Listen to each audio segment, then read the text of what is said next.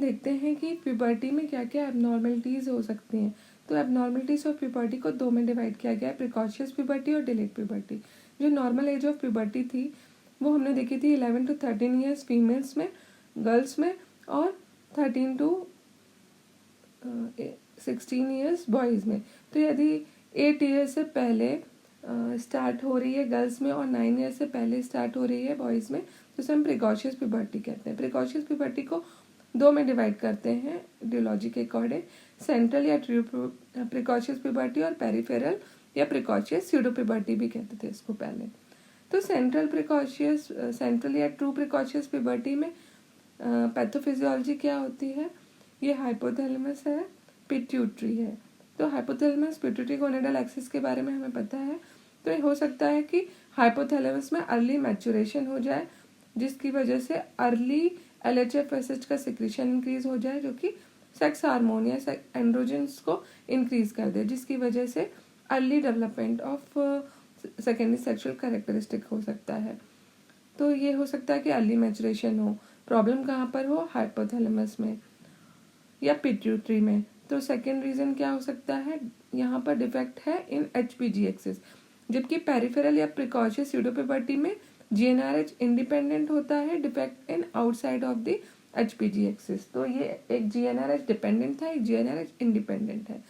दूसरा क्या रीज़न हो सकता है? हाइपोथैलेमस या पिट्यूटरी में डिसफंक्शन हो, या ट्यूमर हो, या फिर इन्फेक्शन या सिस्ट डेवलप हो जाए, या फिर रेडिएशन की वजह से डैमेज हो जाए ब्रेन के पार्ट्स में।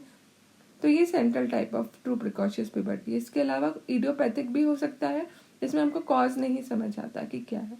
नेक्स्ट कॉन्स्टिट्यूशनल हो सकता है कि उस गर्ल या बॉय के पेरेंट्स में भी अर्ली में प्यूबर्टी डेवलप हुई हो। वेट का रोल है, क्योंकि हमने पढ़ा था जो हेल्दी होते हैं, लेप्टिन जिनमें ज़्यादा होता है, उनमें अर्ली प्यूबर्टी स्टार्ट होती है। इसके इन्वेस्टिगेशन के लिए हम ब्लड टेस्ट करा सकते हैं, जिसमें हम हार्मोन लेवल देख सकते हैं, LH-FSH, टेस्टोस्टेरोन, एस्ट्रोजन का लेवल बढ़ा मिलेगा। Central type of precocious puberty में हम MRI से ट्यूमर या हाइपोथैलेमस और पिट्यूटरी को देख सकते हैं, और हम GnRH स्टिमुलेशन टेस्ट करके भी देख सकते हैं, और पेरिफेरल टाइप को हम सोनोग्राफी से देख सकते हैं। तो जो पेरिफेरल टाइप है इसमें HPG एक्सेस में डिफेक्ट नहीं है, हाइपोथैलेमस पिट्यूटरी बिल्कुल सही है। प्रॉब्लम गोनेड्स में हो सकती है या अदर ग्लैंड्स में हो सकती है। तो हो सकता है गोनेड्स का सिस्ट या ट्यूमर हो, जैसे कि लेडिक सेल ट्यूमर या सर्टोली सेल ट्यूमर। कुछ जेनेटिक कंडीशंस में भी पेरिफेरल टाइप प्रिकॉशियस प्यूबर्टी मिलती है, जैसे कि मैक्यून-एल्ब्राइट सिंड्रोम, जिसमें कैफ्यूले स्पॉट मिलते हैं, बोन में एबनॉर्मलिटी मिलती है और हार्मोनल डिसफंक्शन मिलता है। तो ये सिंड्रोम है, इसमें 3 ट्रायड मिलता है। Then dysfunction of other gland, जैसे कि थायराइड ग्लैंड या एड्रिनल ग्लैंड्स की वजह से भी पेरिफेरल प्रिकॉशियस प्यूबर्टी या स्यूडो प्रिकॉशियस प्यूबर्टी हो सकती है। तो एड्रिनल में कॉन्जेनाइटल एड्रिनल हाइपरप्लेजिया मिलता है, एड्रिनल ट्यूमर मिलता है। कुछ कंडीशन ऐसी भी हैं जिसमें यदि एक्सोजेनस हार्मोन एक्सपोजर हो, जैसे कुछ लोग ईस्ट्रोजन की क्रीम यूज करते हैं, तो उसकी वजह से भी peripheral pseudo precocious puberty develop हो सकती है। इसमें भी इन्वेस्टिगेशन सेम है जैसा कि सेंट्रल में था। ट्रीटमेंट हम देखें तो सेंट्रल टाइप GnRH डिपेंडेंट है, तो हम इसमें GnRH एगोनिस्ट दे सकते हैं, जो रेगुलराइज करेगा GnRH के लेवल को, या फिर लेडिक सेल ट्यूमर या सर्टोली सेल ट्यूमर का हम सर्जिकल रिमूवल कर सकते हैं। मैक्यून-एल्ब्राइट सिंड्रोम में टेमोक्सिफेन देखते हैं, जो कि ईस्ट्रोजन रिसेप्टर ब्लॉकर होता है, या फिर कॉन्जेनाइटल एड्रिनल हाइपरप्लेजिया में हम ग्लूकोकॉर्टिकॉइड यूज़ करते हैं।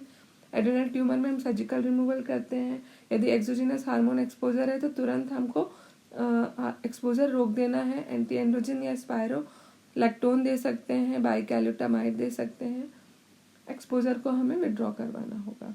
तो this is about the central या true precocious puberty and peripheral या प्रिकॉशियस स्यूडो प्यूबर्टी। अब देखते हैं डिलेड प्यूबर्टी। डिलेड प्यूबर्टी में क्या होता है? जो नॉर्मल एज है प्यूबर्टी की, उस टाइम पे भी डेवलपमेंट नहीं हुआ है, प्यूबर्टी नहीं आई है। तो इसके लिए क्राइटेरिया है कि यदि कोई ब्रेस्ट डेवलपमेंट नहीं हुआ है 13 ईयर्स में गर्ल्स में, या मेंस्ट्रुएशन स्टार्ट नहीं हुआ है 15 ईयर्स में। तो ये एज बहुत इंपॉर्टेंट है, हमको तब तक वेट करना है जब तक कि हम ये नहीं देख लेते कि ब्रेस्ट डेवलपमेंट 13 ईयर तक नहीं हुआ है और 15 ईयर तक मेंस्ट्रुएशन। बॉयज़ में टेस्टिस देखते हैं, यदि टेस्टिस डेवलपमेंट नहीं हुआ है 14 ईयर की एज ग्रुप में तभी हम उसको डिलेड प्यूबर्टी कहेंगे। बिफोर दैट हम वेट करेंगे फॉर प्यूबर्टी के जो साइंस हैं। ये इसमें कॉन्स्टिट्यूशनल डिले की वजह से हो सकता है उसके पेरेंट्स में भी यही सिनेरियो रहा हो कि उनमें भी डिले ही प्यूबर्टी थी, तो ये नॉर्मली चाइल्ड्स में भी डिलेड मिल सकती है। इसमें और 2 रीजन हो सकते हैं, हाइपोगोनेडोट्रोफिक हाइपोगोनेडिज्म या हाइपरट्रोफिक हाइपोगोनेडिज्म। तो हाइपरट्रोफिक में क्या होता है, हाइपोट्रोफिक में क्या होता है, एचपीजी एक्सिस में डिसफंक्शन की वजह से जीएनआरएच का लेवल कम होगा, इसलिए ये हाइपोट्रोफिक हाइपोगोनेडिज्म है। इसमें ये कॉन्जेनाइटल हो सकता है जैसे कि कैलमान सिंड्रोम, या फिर एक्वायर्ड हो सकता है जैसे ब्रेन में ट्यूमर हो, हाइपोथैलेमस अफेक्ट होगा, पिट्यूटरी ट्यूमर है, हेड में ट्रॉमा है, रेडिएशन है, क्रोनिक इलनेस है जैसे कि इन्फ्लेमेटरी बाउल डिजीज और सीलिएक डिजीज। इस केसेस में जीएनआरएच का लेवल कम होने की वजह से सेक्स हार्मोन्स कम रिलीज होंगे, गोनेट का डेवलपमेंट अच्छे से नहीं होगा। मालनरेज जिनमें लैप्टिन हार्मोन अच्छे से नहीं है या एक्सेसिव एक्सरसाइज करने से फैट सेल्स नहीं होती है, लैप्टिन रिलीज नहीं होता, प्यूबर्टी डिले हो जाती है।